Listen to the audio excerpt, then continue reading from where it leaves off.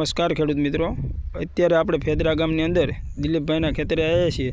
તો એમને નેનો ડીએપીનો જે ઉપયોગ કર્યો હતો તો એ આપણે એમના જ મોઢેથી સાંભળીશું કે નેનો ડીએપીના શું ફાયદા છે અને શું એમને સારું રહેશે. મારું નામ દિલીપભાઈ સોમાભાઈ સોલંકી, ગામ ફેદરા, તાલુકો ધંધુકા. હું છેલ્લા 2 વર્ષથી નેનો ડીએપીનો ઉપયોગ કરું છું.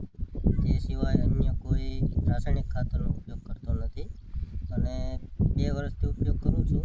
તો એમાં મને ચણાની જે ઉગાવામાં અને લીલપમાં ઘણો જ ફેર પડ્યો છે.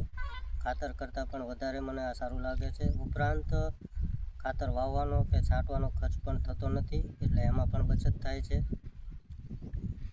અને આપણે તમે ચણા વાયા તો તમે બિયારણના પટ મારો પછી કેટલા દિવસે આનો સ્પ્રે આપો છો ડીએપી યુરિયાનો, નેનો ડીએપીનો?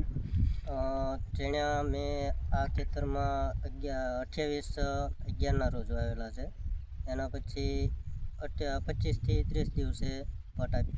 અને ઉતારામાં તમને આમ કંઈ ફેર લાગે ખરું કે નેનો યુરિયા અને નેનો ડીએપીનો આપણે ઉપયોગ કરવી અને દાણાદારનો ઉપયોગ કરવી તો બેમાં આમ તમને એવું લાગે કે ઓછું વધારે તફાવત આવે એવું?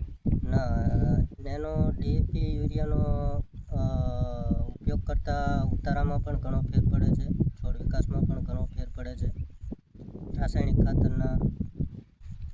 ખાતર કરતાં વધારે સારું છે. તો એના કરતાં તમને અત્યારે પેલો બજારમાં જે ડીએપી અને યુરિયાના થેલા મળે એના કરતાં આપણને આ સસ્તું પડે? હા, રાસાયણિક ખાતરના કિંમતમાં પણ ઘણો વધારો હોય છે, પ્લસ એને વાવવામાં પણ ખર્ચ થાય છે. એના કરતાં નેનો ડીએપીનો ઉપયોગ કરવી, પટ આપી દેવી, એટલે એમાં પણ આપણે ખર્ચમાં બચત થાય છે. અને આપણે બીજા ખેડૂત મિત્રોને શું કહીશું?